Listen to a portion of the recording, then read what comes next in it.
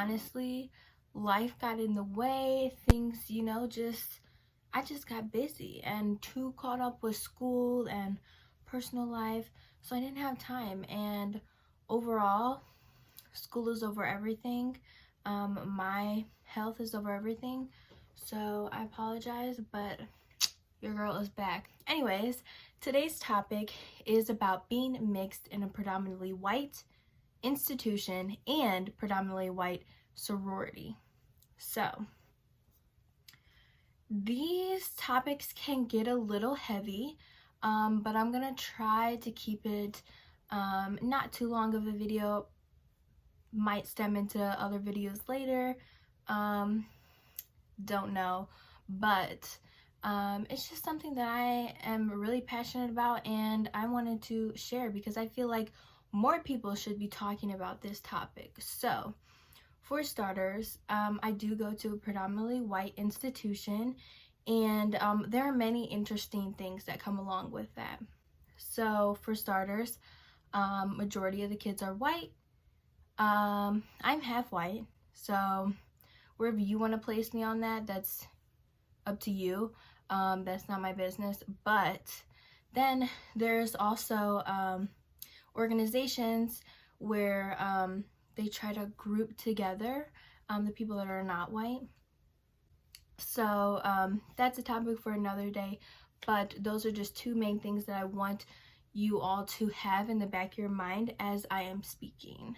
So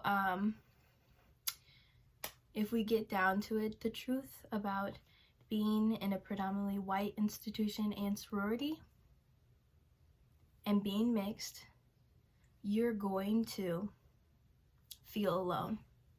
You are going to run into a time where you're like, I don't fit into this group, I don't fit into this group, but somehow I'm here. And it's just, that's my truth, and I'm kind of assuming that it's other people's truth, because it's just part of being mixed. Part of being mixed is that you have this feeling where you do not fit in with the white kids, you don't fit in with the black kids, you don't fit in with anyone, because you're mixed. And you're not fully this, or you're not fully this, or you're too white, or you're too black, or like maybe people don't directly say that to you, but they say it to you. So for starters, I want to go into my freshman year. So for reference, I am in my second year in college, and my second year in my predominantly white sorority. So freshman year in college, I was like, oh, this is going to be so great because 1,000 different clubs for everything. So I can definitely join a club, find like-minded people, yada, yada, yada. So I was so excited going into freshman year because I just knew that the atmosphere was going to be different than high school, which is true. And I don't want to put that down because it is true. The atmosphere is very different than in high school, but there are some differences. Freshman year, I decided to join Black Student Organization at my university. To say the least, did not feel welcome, did not feel wanted, felt like an outcast. There are people who directly said to me some very hurtful things in meetings with that organization, and it was not a safe space for me. Yet I continued to go. I was like, you know what, maybe it's me. So I'm gonna give I'm gonna give it a second shot. Which really it wasn't a second shot. It was like the 12th shot, because there are multiple experiences that I had in that organization where I just felt knocked down and knocked down and knocked down and not welcome. And it's sad. I called my dad right after some of the little events that happened, and I was like, I don't know what's going on, but I don't feel welcome. They literally are trying to push me out. I understand that I'm mixed and I'm only half black, but I don't think anyone should feel attacked, especially when you don't feel welcome anywhere. I didn't feel welcome in the white spaces. Do you think I felt welcome? I don't know if that was like the thought behind it, like, oh yeah, like she has light skin, she can straighten her hair, and she can white pass, so she's probably like welcome in those spaces. Like, that doesn't, I mean, like, the fact that I like have lighter skin and that I can straighten my hair to like white pass doesn't mean that I myself, that doesn't mean that my truth is welcome there. You know, like, I own my truth. I own that I am mixed. I own that I am a biracial woman. And I love myself for that. But it's hard when other people are not accepting of you or pretend to be accepting of you, but deep down, they're not. And so my freshman year, I went through these thoughts a lot because I didn't feel welcome in the white community. I didn't feel welcome in the black community. So I was lost. I didn't know who to turn to, where to turn to. There was nowhere. And so anyways, fast forward on, second semester of my freshman year, I did go through primary recruitment for predominantly white sororities. I was so nervous going into this, and when I look back, it just amazes me that I actually went through with it and I continued all the way to the end, because I was scared, like legit, like scared to my core. I was like, they're literally going to reject me, because that's what it is. You either get accepted and invited back, or you get rejected, to put it in simple terms. It's not exactly like that, obviously, but I'm being a little bit dramatic. But yeah, so I was terrified to go through recruitment. I went back and forth. I was like, okay, should I straighten my hair and get it as bone straight as possible and try to talk, you know, like a white girl? And I was like, what? I was like, hold on. I was like, what am I like, why am I thinking like this? And it was because I wasn't feeling welcome in the black community. I was like, well, looks like I don't fit in there. If I try to be myself, I don't fit in anywhere, so what do I gotta do? And then I realized, no, if I'm gonna be a part of an organization, I want them to accept me for me, my true self, my real self, as a biracial woman. And so I went through recruitment, left my hair natural. I do have naturally curly hair.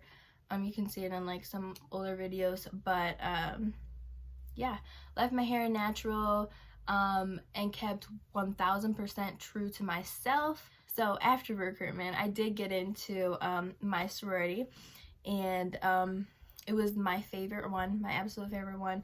I loved talking to the women that I talked to so much, and I told them my truth, everything about me. I told them my truth, and they accepted me. And so to this day, I still feel the same way. So yeah, sorry, if you hear my dog in the background, he just walked into my room, so sorry about that. But yeah, still to this day, I feel 1000% comfortable being myself. However, getting back to our main point, the truth about being in a predominantly white sorority and institution, there are some things that you need to be prepared for if you're mixed, or that, you know, that I have clearly gone through multiple times. There are going to be some people in the organization who are not as opening and welcoming as the people that you talk to. There are going to be some people that are, you know, just, especially in the other fraternity and sorority life community, they are going to look at you sideways. And it's just a fact. And it's something that I am able to manage and cope with and deal with, but if you're not mentally like able to do that, or you don't want to, that's just something to be aware of. You're going to get some of that like backlash in a way. So I'm not gonna say that it's like super like harsh like where I attend school at, but I can feel it. It's different. As a mixed woman, I have never fully felt accepted by anyone at my university or organization. No one. And I can 100% say that without regret. And that's not to put down anyone else. It's just, you know, it's just something I like to bring up because a lot of people like to hush mixed people. In every space, they like to hush mixed people because you haven't felt the full, you know, you don't get the full oppression because you're only half. And you know, okay, I can see where you're coming from with that, but it's just disrespectful to do that. You're making someone who is not accepted by the white community feel unwelcome in a space that's supposed to be welcoming and inviting. And how is that okay? And I question this every single interaction I have. Every single time. Because I just don't understand how you can be okay with yourself as promoting an inclusive environment and a welcoming space, but you're only welcoming to you if you're 100% Black. How is that right? How is that okay? And I just, you know, it's not something I really bring up anymore because I'm tired of the bullshit answers. I'm tired of hearing the, you know, well, yeah, well, you know, you don't experience the full oppression because you're only half. And I've actually received a comment. We were having a discussion about the N-word, and I do not use it. I refuse to use it. I don't just, that's just not something I use, and I don't ever want to. But we were having a conversation about this in the organization, Black Student Organization, and I was just curious. So I brought to the table, I asked the group, and I was like, what are your guys' opinions on mixed people? I would just like to know what your opinion is. Regardless, it didn't matter to me because I have my own opinions and I stick by my truth and what I believe in. I was very curious to see what their answers were. And it was silent for a little bit. No one really wanted to answer the question. And then someone shouted out, well, if you're 50%, then say 50% of the word. If you're 40%, say 40%. How ignorant do you have to be to actually say that? Am I the only one that thinks that that's just so ignorant and so toxic for someone to say? I could feel the energy saying to get out, just leave, because you're no longer welcome. And it really sucks, because there's no, like, where do you turn to? Where would I turn to? Who would I turn to? And it's just something that I think about a lot, and I just really wanted to bring it to light, because if there is anyone else out there that is feeling this way, and you do not have to be like me at all, I don't care who you are, but if you're feeling anything like this, I'm sorry. And if there is anything that I could do, I would, because I know how it feels, and it does not feel good. It does not feel good to feel like that. And I just wanted to bring awareness to it, because I'm curious, because I have not only felt this feeling, of not being accepted, not only in organizations in my university, not only in my classes in my university, not only in my sorority at my university, but I've also felt it from my own family members.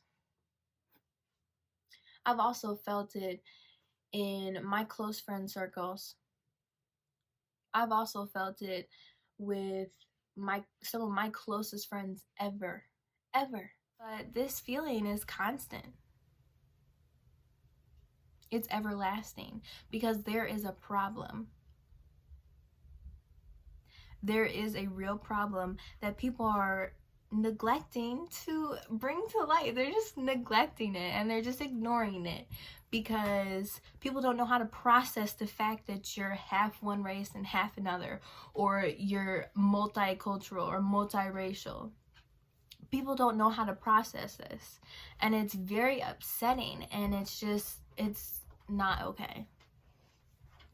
And so to kind of bring things back around, I bring this up because as a biracial woman, I hate this feeling and I don't want anyone else to feel it, and I hate the fact that I know that there's other people that feel it. And like, what is there to do about it?